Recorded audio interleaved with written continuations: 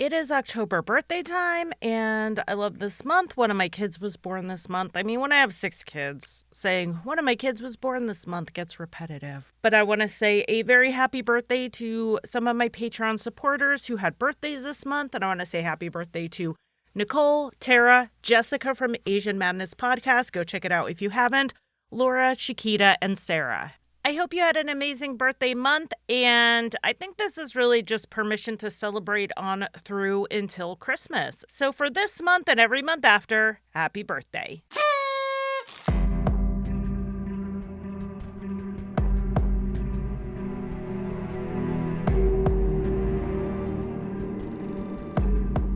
In the year 2000, the Kansas City metro area was rocked with the news that a serial killer had been operating in the area for at least 16 years. And more than that, he had been on the police radar almost the entire time. But we're still asking, are his confirmed victims his only victims? I'm Charlie, and welcome to Crimelines.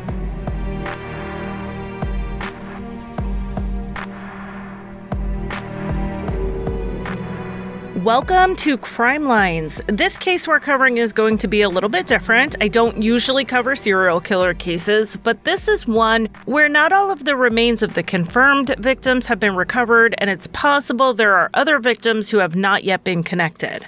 But due to the length of this, since we're talking about multiple cases, it's going to be done in 3 parts, but they won't end up taking up regular episode spots. So we're going to cover part 1 today, which is a usual release day. Part 2 will come out this weekend, and then the final part will come out next week, which is when I usually take the week off. And then we'll be back to our usual schedule, at least until December, when we start doing the 12 days of Crimelines. Currently, it's looking like it might be 8 days of Crimelines, but I am hopeful to get all of them done. Now, I know these multi-parters lose listeners with each part, so I don't want to bury the lead in part 3. The entire reason I'm covering this particular case is to get certain information out there. I want to give you the profiles of the victims in a way that may help jog memories in regards to other potential victims.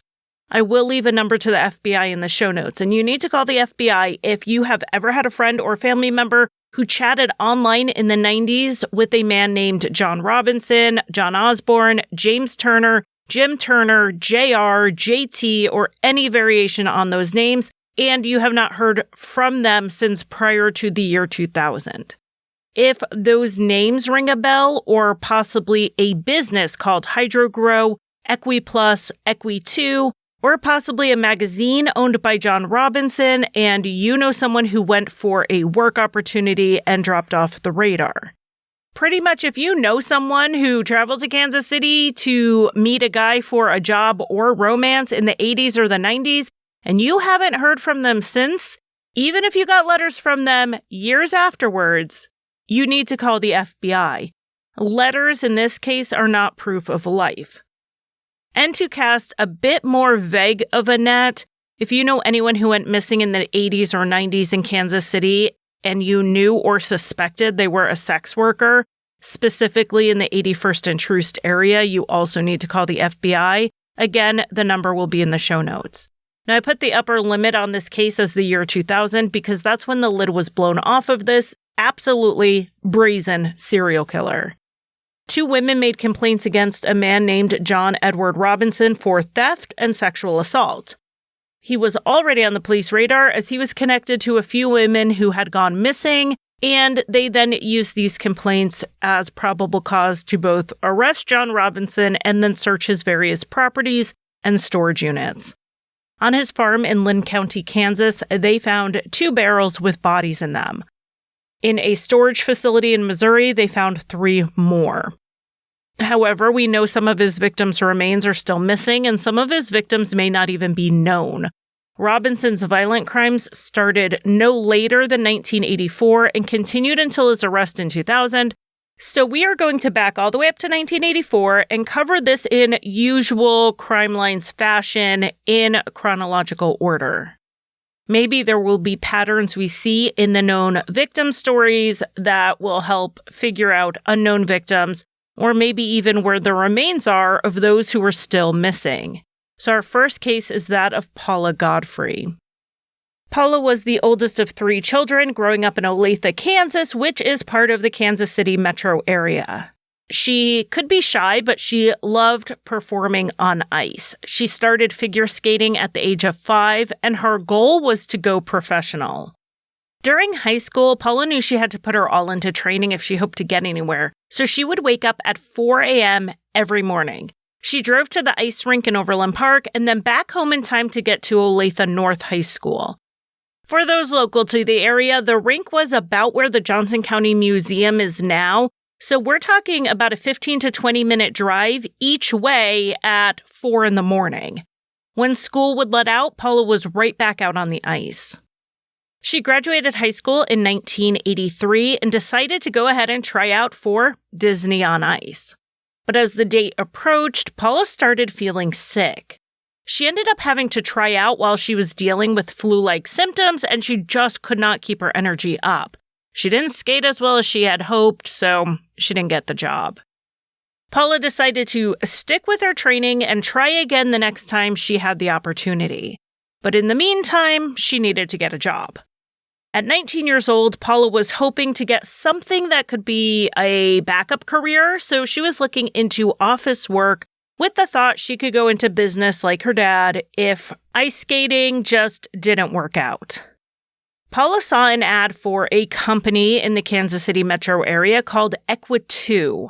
The job description was a little vague, saying that it was just a sales rep job within the company. Paula went in for an interview and got the position. The man running the company was John Robinson, and he said that his company was a management consulting firm, meaning they came in to help other businesses get things in order. It was a really good entry-level job, and John even said he was flying Paula and the other new hirees to San Antonio, Texas for training. This would give them the office skills necessary to succeed, and it was an all-expenses-paid training course. On September 1st, 1984, John picked Paula up at her house to bring her to the airport. Her family expected her to call the first night and check in, but she didn't. Same thing the next day, and then the next. Not hearing anything from Paula and getting nervous, her father Bill booked a ticket to San Antonio and landed there on September 5th. He knew the name of the hotel Paula was staying at, so that was his first stop. And they told him that no one with Paula's name or matching her description had checked in.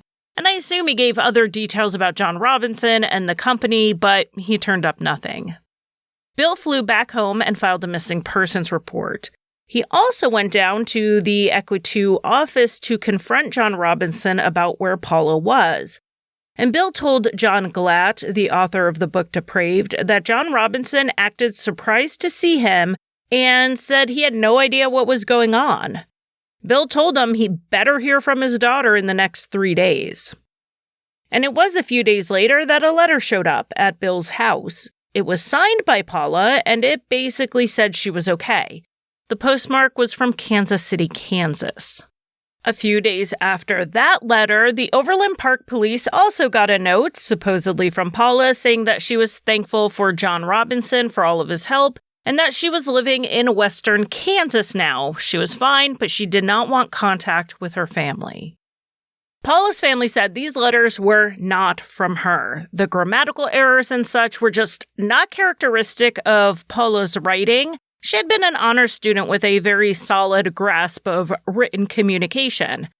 They also couldn't think of any reason she would leave and not want contact. They had no family discord before this, and Paula was excited about this new job in Kansas City.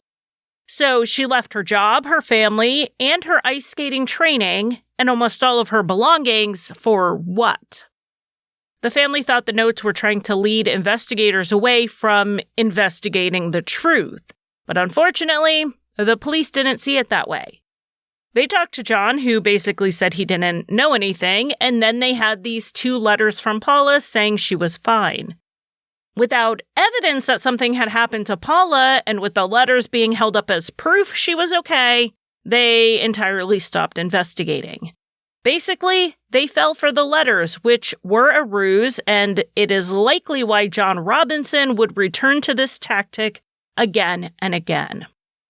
The Godfrey family decided to hire their own PI to see what he could find, and he could find no trace of Paula living anywhere.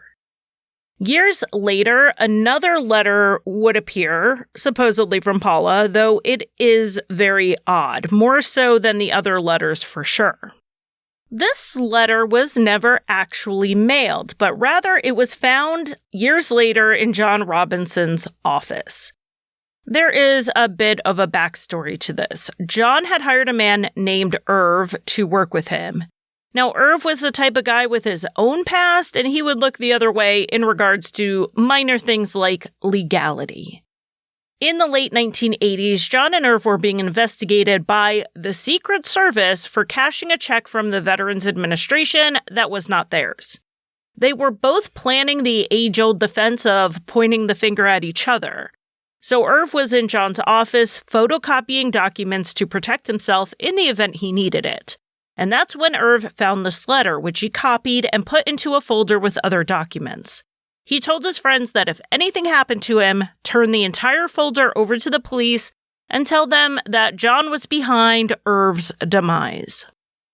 Nothing ended up happening to Irv, or at least not at John's hand. Irv instead died of cancer in the 1990s, and this letter was found in his belongings. The letter was supposedly from Paula and addressed to John. It was a mess of a letter, bad punctuation, typos, foul language, and it sounded nothing like Paula. In the letter, Paula was basically confessing to having stolen John's car, taken some stuff from a guy named Larry, and then stealing money from another guy named Ralph. The note indicated she was leaving town and headed to either Cleveland, Chicago, or Denver, but she hadn't decided which one yet. She said when she got where she was going, she would let John know where he could pick up his car. She also warned him that if he went to the police, she would tell them what he had really been up to. Now, this letter obviously did not come from Paula, and John never went to the police with it. In my opinion, he wrote it himself and held on to it in case Paula's disappearance ever came back up. He could then produce it as proof that Paula ran off. But the case did not come back up for many, many years because, like I said, the police considered it resolved, even though the family truly believed something bad had happened to Paula. Around the same time John had picked Paula up, supposedly to take her to the airport, a 19-year-old young woman named Lisa Stasi gave birth to a baby girl at Truman Medical Center in Kansas City, Missouri.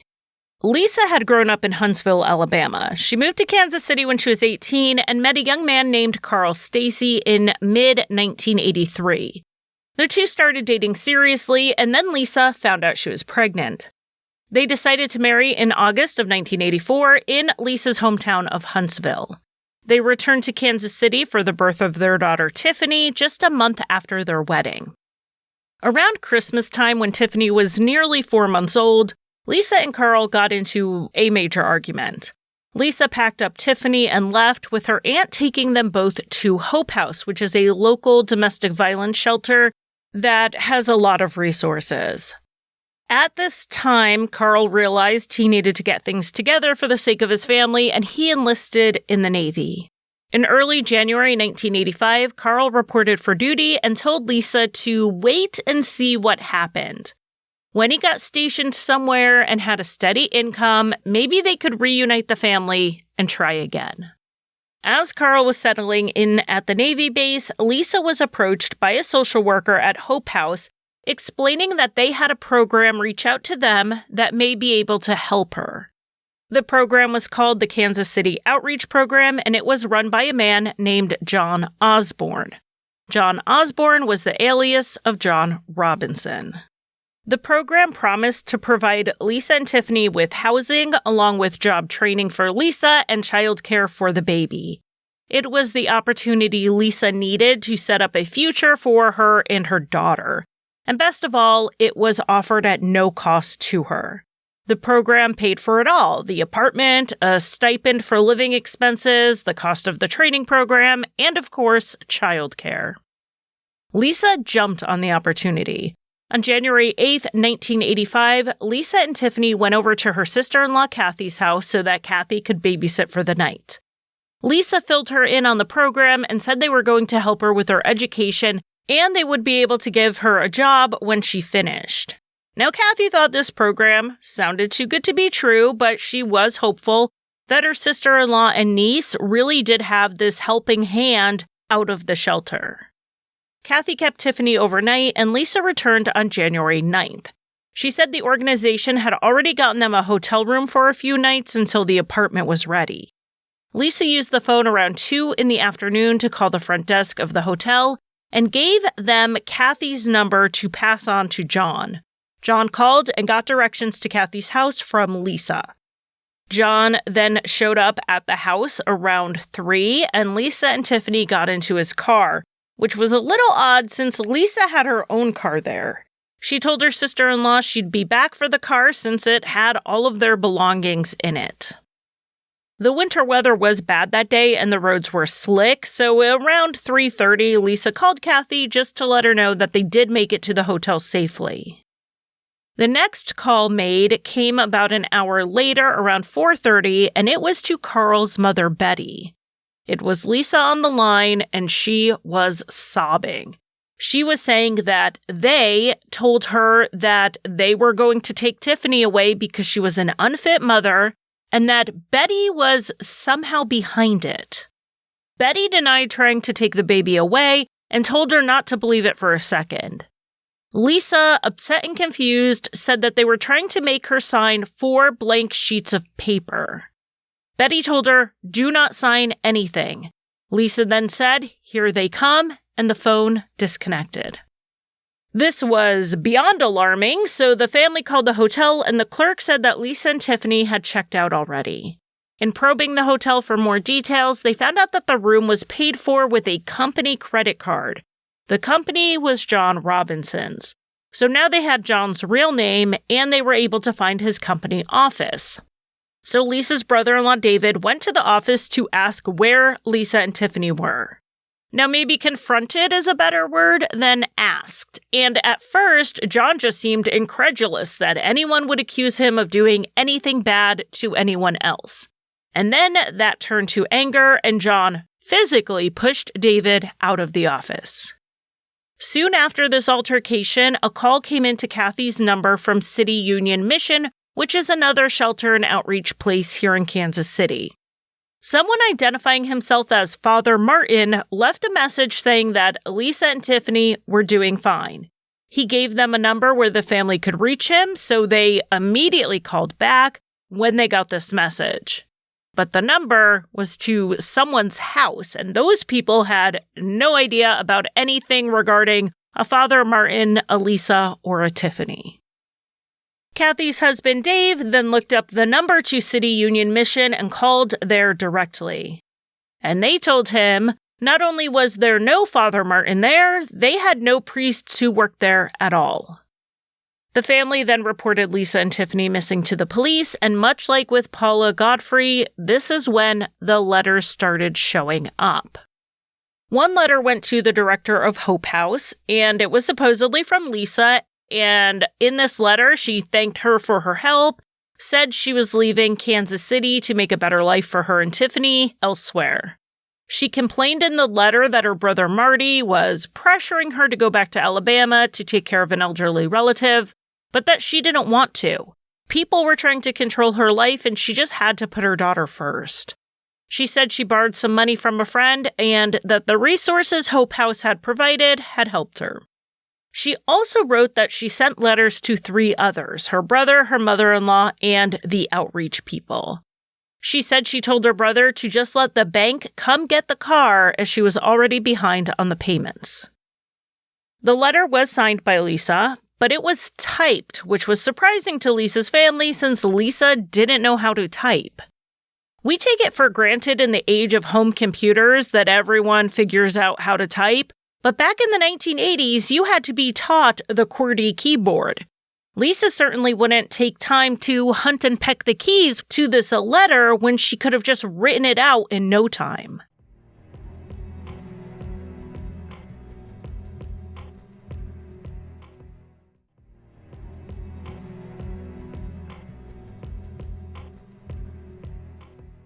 When Lisa's mother-in-law, Betty, heard about the letter to Hope House referencing writing 3 more letters, all she could think about was Lisa saying on the phone that she had to sign 4 pieces of paper. And now there were 4 signatures on typed letters.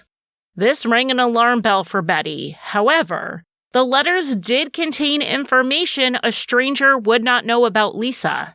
They included information about the elderly aunt needing a caretaker, and how her brother thought Lisa should come home and help since she needed somewhere to go, and about how she was behind on car payments. All of that was true. In one letter, she listed the things in the trunk of her car that they should take out before the bank repossesses the vehicle, and those things were in there. So either Lisa wrote the letters, or the person who did had spent some time getting information from her to then use in these letters. But there was something a little different with Paula's case and Lisa and Tiffany's cases, and that was that the police didn't believe the letters quite so easily this time. And that may have been in part because someone was already investigating John Robinson for his supposed outreach work. Hope House was actually the 3rd place John tried this ruse at. The first place was called Birthright, and he pitched the same idea to them in November or December 1984. He wanted to find a young single mother with a new baby who needed help getting on her feet. The people from Birthright agreed to meet with him with the mother present, and John said that the program was running out of the First Presbyterian Church of Stanley in Kansas. This meeting went poorly.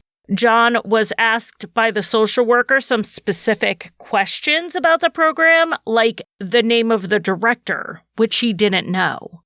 When asked about the specifics of the educational program being provided, he couldn't remember the name of the school or the address. The young mother who was at this meeting went to wait in the car while the social worker leveled with John. This case was tricky as the mother had a history of drug use and her own mother had been institutionalized for severe mental health issues. She wanted to make sure that this would not be setting this young mother up for failure if the program had very high expectations. As soon as John heard this information about the mother's family history, his enthusiasm over the program completely disappeared. And it did so in such an immediate and sharp manner that the social worker was concerned. So she called the church, who said they had no such outreach program and that John Robinson was not employed by the church in any capacity. She then called the bank where John had told her he was on the board, and they had no idea who he was. So then she ran a little background check and found that John had a criminal record. So she went ahead and called his probation officer, who was very interested in what scheme John was trying to run. And to know why the probation officer immediately thought this was a scheme or a con, let's get into John's background for a minute. John was born in Illinois in December of 1943. He was extremely active in the Boy Scouts and ended up singing with the 1957 Scout Choir at the Jubilee Jamboree. This was attended by Queen Elizabeth, and it's wild to think that a future serial killer sang for the Queen. John wasn't quite 14 years old at that point, but he was already an Eagle Scout, and his adventure to sing in front of the Queen was covered by the Chicago Tribune. However, he clearly used up all of his young potential by that point because he never really made a mark anywhere else unless it was a negative one. In 1961, he finished high school and went to a local junior college to become an X-ray tech, but he dropped out prior to finishing the program.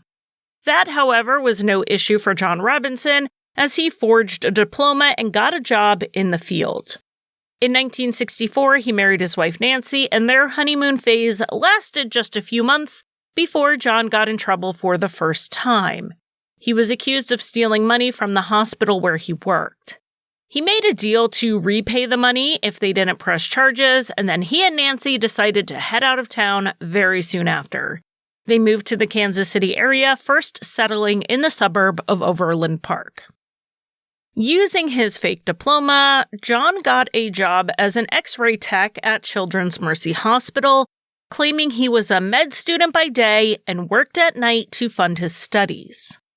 The doctors at the hospital quickly deduced that there was something not right with this guy. John's ability in taking x-rays was mediocre on a good day, particularly for someone with a degree and such glowing recommendations. Of course, he forged those. But the doctors decided to give him a little bit of grace, thinking maybe he just wasn't used to working with children, and there's a bit of a learning curve there. But soon enough, John couldn't fake it anymore, and he was fired. He then got a job for a doctor in private practice and ended up being accused, again, of theft. John would sometimes use the doctor's signature stamp to cash checks that came in and then pocket the money, but other times, if a patient came in to pay the bill, he'd have them just make the check out to him directly. The doctor suspected John embezzled upwards of $100,000, but could only prove about $33,000 was taken. When John was caught, he offered to pay the money back, like the last time, in exchange for them not pressing charges, but the doctor opted to file a police report anyway. John and Nancy had 2 kids at this point, so he was given a little mercy by the judge as the breadwinner for a young family. He ended up getting a suspended sentence. If he didn't get into trouble during probation, he wouldn't serve any time locked up. He also would have to pay restitution. John then got a retail job where he stole items rather than money and was fired. Then he got another job working for Mobil Oil. This time, the job was as a systems analyst. No, he did not have any training in that field, but that wasn't something another round of forged documents couldn't fix. In 1970, he was caught stealing 6,800 postage stamps from the company. The value of the stamps was around $400, and he was charged in this, but due to the low dollar amount, he was able to get the charge reduced to a misdemeanor, and he paid back the money. He was not charged with a probation violation, even though he was caught stealing while on probation for stealing. John, Nancy, and the 2 kids moved back to Illinois, where John worked as an insurance salesman. By the way, moving out of state was also a violation of his probation. Not sure if it will shock you or not, but he was soon fired for embezzling money. The charges were dropped after his father gave him the money to make restitution, but the arrest got him back on the radar of the Kansas courts, where he was on probation. He was ordered to move back into the jurisdiction. He was locked up for a short time to teach him a lesson about not violating probation, and then his probation was extended until 1976. By then, John and Nancy had 2 more children, and John decided to up his con game. Instead of blatantly stealing from companies that were watching their books, he decided to start his own business and use it to defraud people. At this point, they were living in Raytown, Missouri, when John decided to start a medical consulting company. This is not far from the state line, and it wouldn't have been hard to get permission from Kansas to move there. But it does put him in Missouri's jurisdiction should he commit any more financial crimes, which he did. The goal of his medical consulting company wasn't actually to consult with medical practices any more than he had to. The real goal was to get investors to give him money. John approached Marion Lab in Kansas City to see if he could get a contract with them. If he did, he could use that to show the legitimacy and potential for his company, since Marion Labs was huge and well-known. This would do a lot to entice investors. But Marion Labs turned John down, so he did what he usually did and just forged something. This was a letter from the group executive director at Marion Labs saying that they were considering making John's company a subsidiary. John misspelled the executive's name when he signed it, and in the letter he stated that this letter was being written at the request of Ewing Kauffman, who was the founder of Marion Labs, except he spelled Kauffman wrong, which was wild because this was one of the most famous men in Kansas City, having founded the KC Royals baseball team just a few years before this.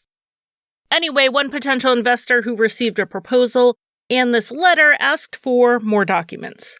So John forged some account sheets and sent them over showing how profitable his business was.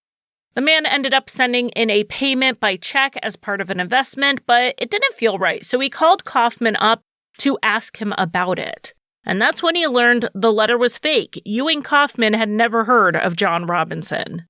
The man stopped payment on the check and called the police. John ended up being indicted for security fraud, mail fraud, and misrepresenting his company. In 1976, he pleaded no contest, and guess what? He got more probation. So he's now on probation at this point in 2 states. In July of 1977, John moved the company back across the state line to Stanley, Kansas, which is actually not a town anymore. It was absorbed into Overland Park in the mid-1980s. John started a new company there called HydroGrow, which was selling home hydroponic kits for indoor gardening. This same year, John was given the award of Kansas City's Man of the Year. Yes, a habitual criminal who had been arrested in every state he lived in and was on probation in 2 of them was given the Man of the Year award. But that was only because he made it up. It's a pretty long story, but in short, John ended up as the president of a board of directors for the Blue Valley Sheltered Workshop, which gave developmentally delayed people a place to work. He didn't want the board position, he wanted the status the position gave him in the community. He then created the Man of the Year award on behalf of the organization, then he designated himself the winner, ordered a plaque, and organized a luncheon. Not knowing that this was BS, he managed to get the mayor of Kansas City to write a letter of proclamation and had a state senator attend the luncheon to present him with the award. When his name was announced, John acted as surprised and humbled as any man could. Then he sent out a press release about the award, and short blurbs showed up in the local papers. The Kansas City Times, which was the morning paper, had the headline, quote, Group for Disabled Honors Area Man. It also ran in the Kansas City Star, which is the larger evening paper, and they were contacted by people telling them that John Robinson made this whole thing up. The journalists at the Star investigated and ran a news story about the ruse, and this ploy for attention backfired. Though John denied any wrongdoing, he soon resigned from the board, and there was never another award given.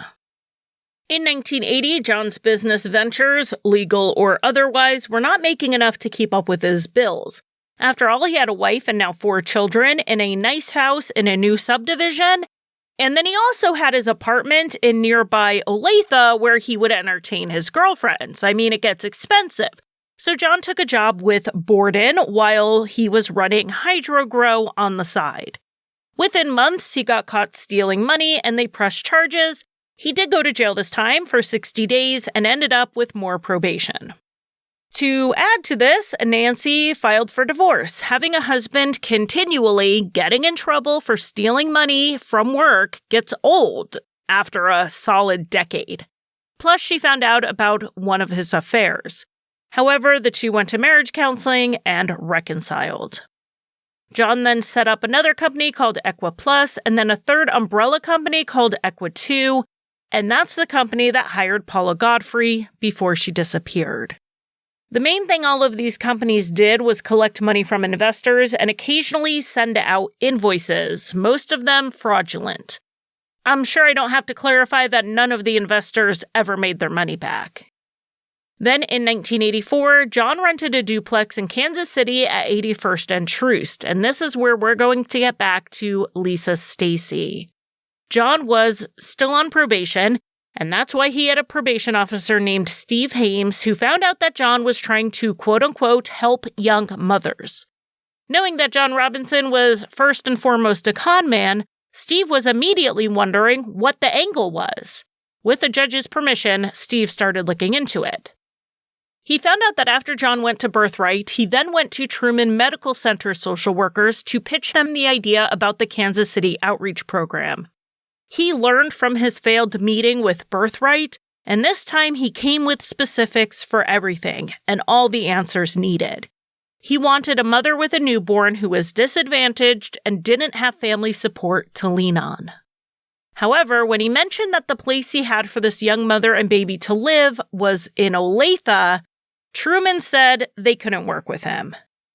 Truman Medical Center is on the Missouri side of the Kansas City metro. Olathe is on the Kansas side.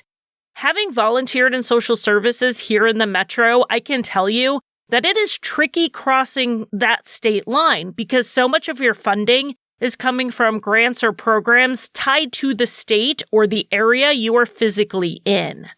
Now, we talk about investigative jurisdictional lines on the show all the time. Now, they're nothing compared to the lines drawn when someone gives you grant money. Anyway, Truman said they couldn't work with him because he was across the state line, and he left. John then called back days later saying that a business contact involved in the program donated the use of an apartment at 81st and Troost, which is 2 miles from the state line into Missouri.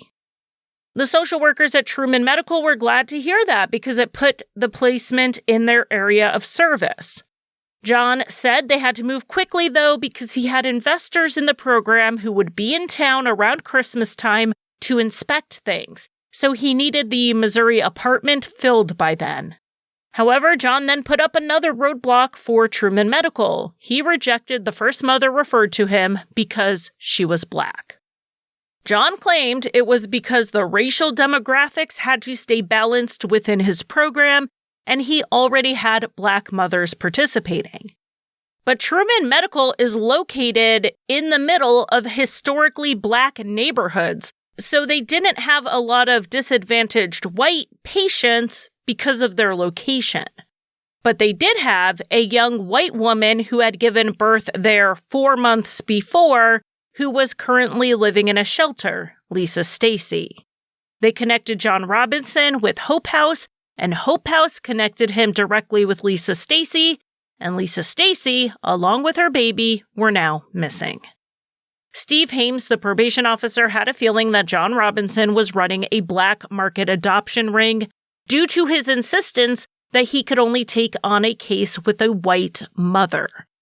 The theory was that John would either coerce the mother into signing over rights, or maybe he would send her away for a training program that he promised and then adopt the baby out with some excuse for why she couldn't have custody back when she returned. I really don't think at this point that it was in his head that John Robinson would have murdered the mother to get her out of the way. Steve sat down with John to talk about this, and John insisted his program was legit and claimed that Birthright lied about what he said. He had an excuse for everything, like when Birthright said he claimed he was associated with the church, he was actually just answering their question. They asked his religious affiliation, and he gave his personal one, that he attended that church, not meaning that his program was part of it. But Steve was the least of John's concerns at that moment because the police came looking for him after Lisa's family filed the missing persons report. They interviewed him on February 1st, 1985, and he said that he did place Lisa and Tiffany in a hotel as part of his outreach program. However, Lisa did not stay in the program for long, leaving rather suddenly, coming back, and then leaving again. Lisa dropped off the key to the hotel room at his office and left with a man named Bill, and they were headed to Denver.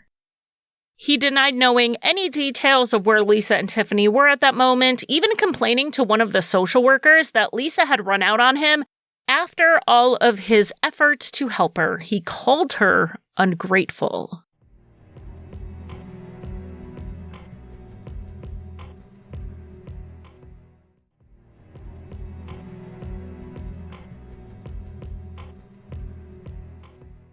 John's outreach program didn't end with Lisa and Tiffany. He moved other young mothers into the Troost apartment, and while there were accusations he used the program's apartment as a front for a sex trafficking ring, no one else went missing from there as far as we know. The program was open for about 3 months after Lisa and Tiffany's disappearance before John stopped taking in young mothers. It seems like he left it open just long enough for the active part of the investigation to cool. Once it did, he moved on. The case went from cool to cold by summer, though John was a person of interest in the case. The evidence the police needed, had they thought to look for it, could have been found almost immediately if they looked into John Robinson's extended family. Days after Lisa and Tiffany went missing, his brother and sister-in-law adopted a baby. The brother and sister-in-law have spoken up publicly, so I will use their names. But I do want to clarify at the top that they were victims in this too. Not to the degree Lisa Stasi was, of course. I recognize that they got to have a daughter to love and cherish, but they have had to grapple with how it came about. And then, of course, the aftermath of finding out. So Don and Helen had been trying to get pregnant for 5 years. The waiting list for adoption was long at the agencies that they were signed up with, and Helen read an article about private adoptions that suggested that they let family and friends know that they wanted to adopt in case someone or knew about a situation where there was a baby who was going to be placed for adoption. So that's what they did at a family gathering in 1983. John said he knew an adoption attorney back in Kansas City who could help them with a private infant adoption. About a year later, John told them that the attorney had a mother who was expecting in October of 1984 and wanted to place the child for adoption. To get the process started, Don and Helen had to pay an initial payment of $2,500. That's about $7,000 in today's money, and they had to borrow the money to send it. In September, Helen quit her job to be a stay-at-home mom, but when October came around, John said the mother had decided against adoption, so now they would have to wait for another opportunity. In January of 1985, John showed up at his own house in Kansas City with a baby. He told his wife Nancy that the baby's name was Tiffany, and he had gotten her for his brother and sister-in-law. He said this was the same baby that they were first set to adopt in October when the birth mother changed her mind. But then she had no family support, so she left the baby at a shelter and checked into a hotel where she took her own life.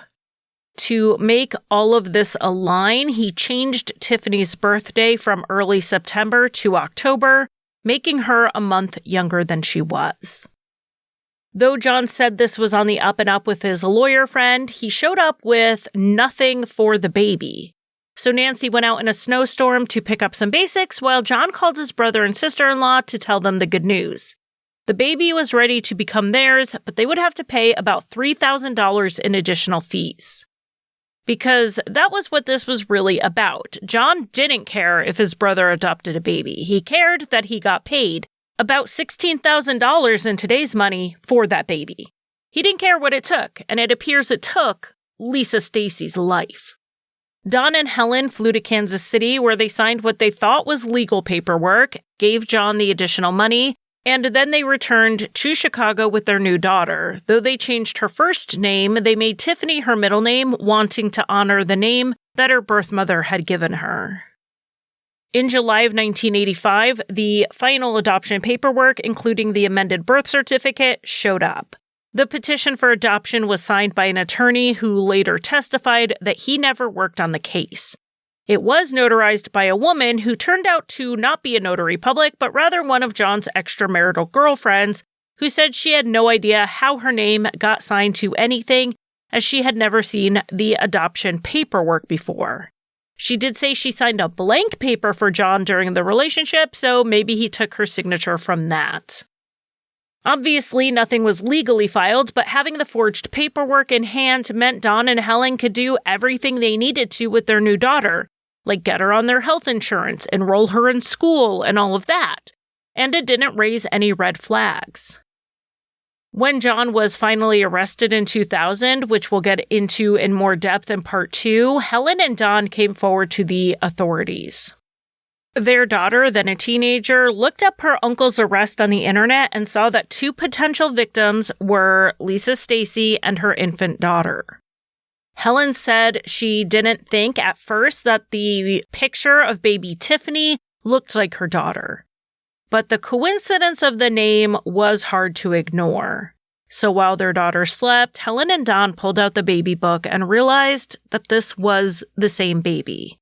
In fact, they kept the first picture John ever showed them of the baby, and in it, she was wearing the same dress as the one in the missing poster. A fingerprint analysis using Tiffany's infant prints was done and later confirmed through a DNA test with Carl Stasi. I can only imagine how this felt for all of them, Carl, Don, Helen, and of course, Tiffany, whose new name was Heather. And I'm only naming her because she has done some advocacy work in this case that we will get into in another part. But the mystery of what happened to Tiffany Stasi was solved. What happened to her mother, Lisa, was another story. Maybe if the investigators did learn about Don and Helen adopting a baby in January of 1985 earlier, there might be some different answers here, but they didn't, and Lisa's case went cold. Though it looks like he was getting away with another murder, he wouldn't stay out of prison for long. As the investigation into Lisa and Tiffany's disappearances was happening, John was also being investigated for that check cashing fraud. I mentioned it earlier when I talked about his business associate Irv finding a letter supposedly from Paula Godfrey. Well, in 1985, Irv turned against John and went to the authorities. According to Irv, he ended up in possession of a Veterans Administration check for $741. It was not endorsed, and John found out that Irv had it. John demanded Irv turn it over to him, but Irv refused the repeated pressure from John for about a month. He eventually gave in, but only after John threatened to get him fired from his legitimate job. Oh, and after he promised to give him $200 of the check. John forged the signature and asked a friend of his to go to the bank to cash it. He told her to just give him $600 and she could keep the rest for her trouble. According to Irv, this check had already been reported stolen, so when his friend went to cash it, they wouldn't honor the check. At least that's what Irv said happened, or maybe it was what John told him happened. The friend's story was that John asked her to cash the check. She knew it wasn't on the up and up. No one gives you over $100 to cash a check. So she went to a relative who was a bank teller, and he agreed to cash it regardless of whatever flags came up. She said she did send the $600 to John. Now, John's story was that Irv had the check and tried to get John to forge a signature on it, but John, the upstanding citizen that he was, refused to take it and had nothing to do with it. Irv was, quite simply, setting him up. In late March of 1985, about 2.5 months after Lisa and Tiffany went missing, John showed up to a meeting with his probation officer, and he was arrested. On the way to jail, John told this probation officer that there was good news with the Lisa and Tiffany Stasi case. They had been found. Lisa had been in contact with another woman he knew named Cora. Lisa had babysat for Cora, and Cora owed her the money from it, but didn't know where to send it, so she reached out to John. Cora told John that Lisa didn't want contact with her family, which is why she made it look like she disappeared off the face of the earth, even though she was still in the area. Though she and Tiffany were planning to move to Arkansas with a man named Bill Summers. This was big news, if true, so the police quickly followed up on it. At first, Cora backed up John's story, saying that she had Lisa babysit for her and then Lisa left. But later, when they showed her a picture of Lisa to confirm that it was her, Cora said, yes, that picture is the person who babysat for me, except it was not Lisa, it was someone else entirely. When she was told that, Cora broke down and admitted she was lying. John had loaned her hundreds of dollars for moving expenses, and he had a nude photo of her. All she had to do to wipe out the debt and keep those photos private was to tell the story. So the truth was that Lisa still hadn't been seen since she left her sister-in-law's house back in January. John remained the sole person of interest in the case.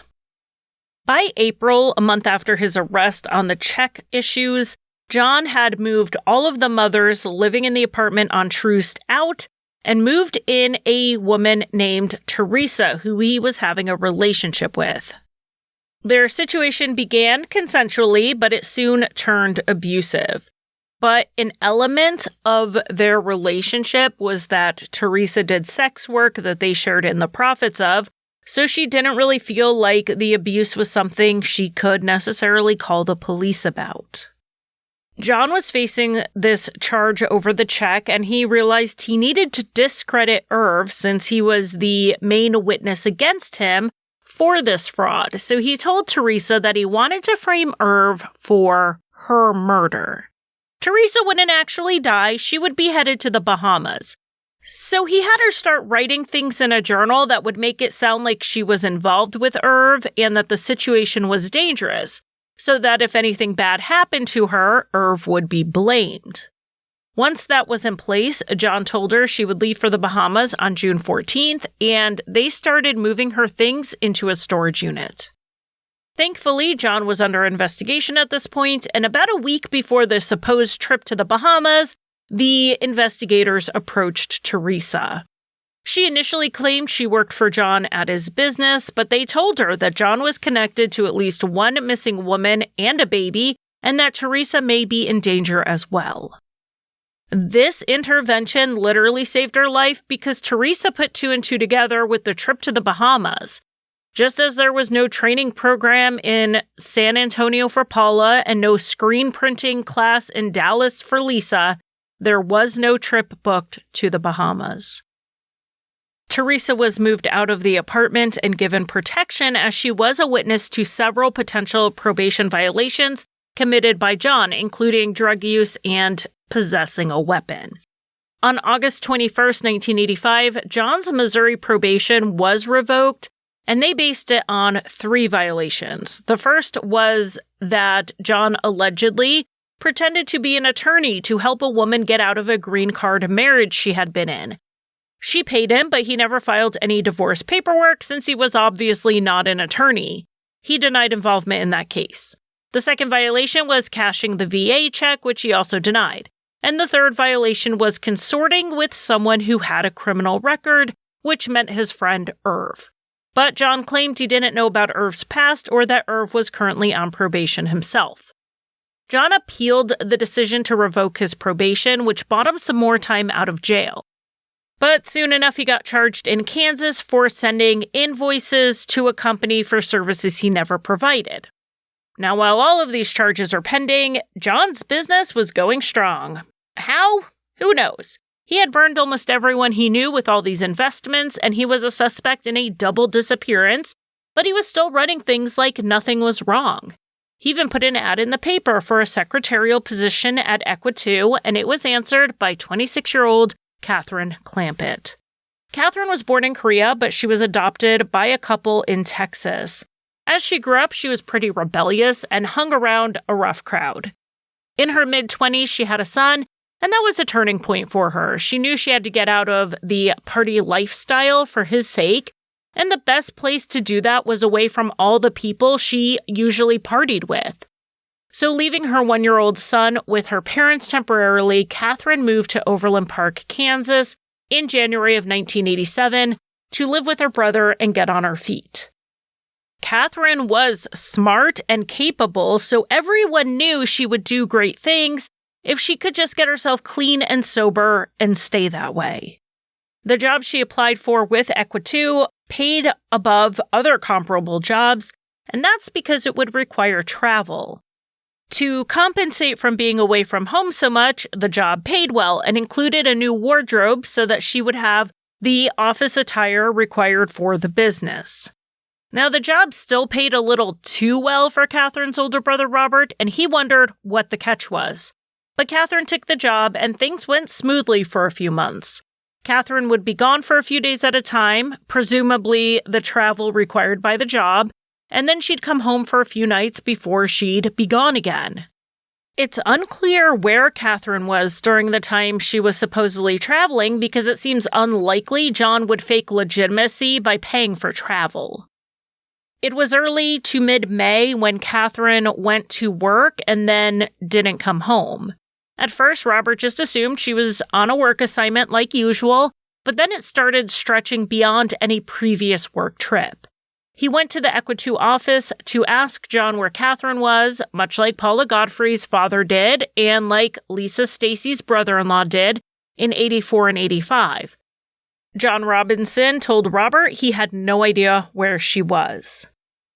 Robert kept calling the office and going by there, hoping pressure on John would lead to answers on where his sister was, but he never got anywhere. In June, Robert reported Catherine missing. By this point, John Robinson was already in state prison. He had been convicted in 1986 of fraud related to a real estate deal, and then he was convicted of sending those fraudulent invoices to a company. He remained free during his appeal until May 1987, which was shortly after Catherine went missing, at which point he was locked up. Because John was a habitual offender, he ended up with an enhanced sentence, and he was going to serve 5 years in Kansas. Missouri then finally successfully got him on the probation violation issue, so John would first serve his time in Kansas and then be sent to Missouri to serve his 7-year sentence there. I do think it's interesting to note that in Catherine's case, unlike the previous two we talked about, no weird letters appeared, and that's almost surely because John was in prison. He couldn't send them. And that's about all we know about Catherine's case. She disappeared, and though John Robinson had another employee go missing, as well as a woman and baby in a program he ran, there were no major steps taken beyond interviewing him. It doesn't seem like anything was searched or pursued beyond noting that John denied involvement in his interview. Now, while in prison in Kansas, John, who was in his mid-40s at this point, suffered a series of TIAs, which is to say small strokes. He didn't have any long-term impact except some minor drooping on the right side of his face. The prison found that most of his lingering symptoms were actually malingering, as he probably hoped poor health would get him out of prison sooner. And while John was in prison, his family was struggling. They were essentially broke without his income. Even if it was an illegal income, it was still money into the household. Nancy ended up selling everything and moved into an apartment, and then later into a mobile home community in Belton, Missouri, where she worked as the manager of the park. John was paroled from the Kansas system in 1991 and then sent to Missouri to serve his time there. He continued to complain about his health issues, real or imagined, meaning he spent a lot of time with the prison doctor, Dr. William Bonner. Dr. Bonner thought John had some lingering effects from the TIAs, but nothing that would necessitate early release from prison. In fact, there were good signs that he was continuing to get better. Dr. Bonner's wife, Beverly, worked at the prison as the librarian, which is where John Robinson had his work assignment. Beverly was not originally from the Kansas City area. She moved there from Long Island so she could study journalism at UMKC. She met her first husband, Joseph, and together they had 2 sons. Beverly also went and got her teaching certificate as well as one in library sciences, and then in 1981, she and Joseph divorced.